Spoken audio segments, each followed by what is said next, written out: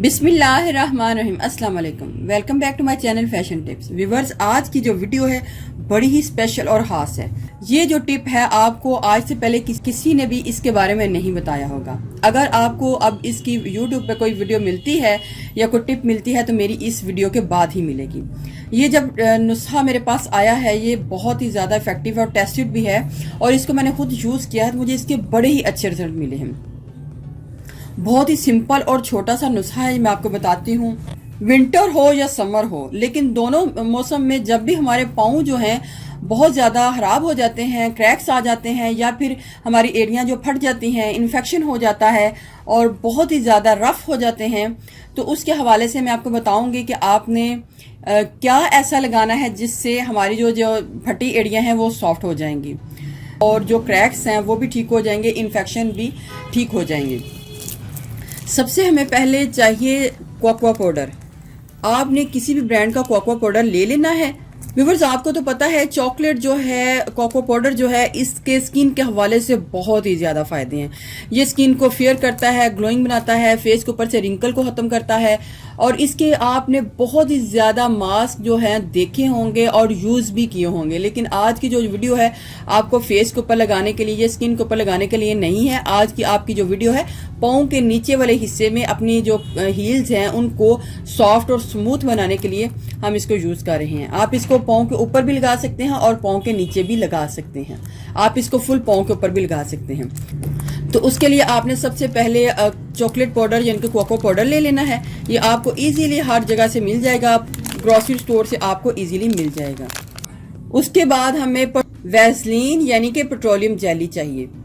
सबसे पहले मैं एक बाउल लूंगी और उसके बीच में लेवल करके टीस्पून हमने वैसलीन यानी कि पेट्रोलियम जेली को डाल लेना है।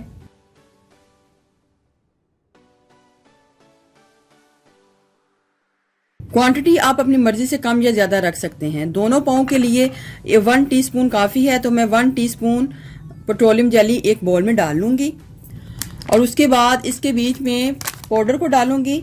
चॉकलेट पाउडर में डालूँगी 1 टीस्पून भर के। 2 टीस्पून ग्लिसरीन को ऐड करूँगी।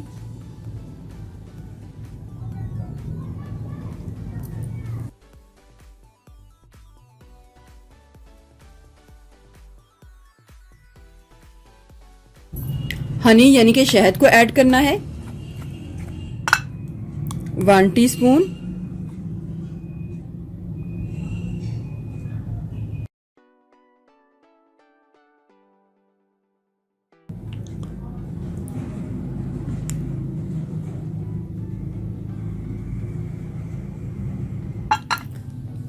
इसको हमने थोड़ा सा रनी रखना है ताकि ये अच्छे तरीके से अप्लाई हो जाए। अगर 5 टाइम वजू करने के बावजूद हमारे जो पाँव हैं बिल्कुल साफ नहीं होते, जब तक कि हम इसके ऊपर कुछ रगड़े नहीं, कुछ करें नहीं, तो तब तक ये साफ नहीं होते।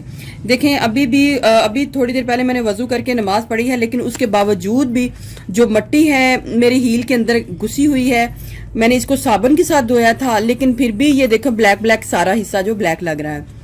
तो मैं इसी तरीके से मैं आपको दिखाऊंगी कि ये आपने अब इसके ऊपर इसको लगाना है, तो इसका क्या रिजल्ट जो है आपके आएगा, हील के ऊपर आएगा या पाँव के ऊपर आएगा ना।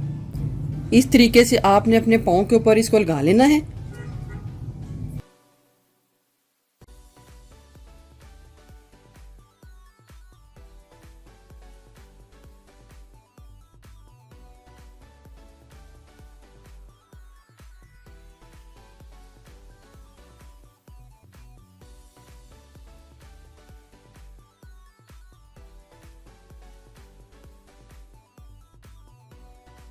और इसको 10 से 15 मिनट के लिए छोड़ देना है और आराम के साथ लेट जाना है। 10 मिनट के बाद आपने 5 मिनट इसका मसाज करना है अच्छे तरीके से। आप अपने हाथों के साथ भी इसका मसाज कर सकते हैं इस तरीके से, और ब्रश के साथ भी कर सकते हैं। जिधर आपके क्रैक हील हैं उधर आपने इसको हाथों के साथ इसको मसाज करना है जोर जोर के साथ।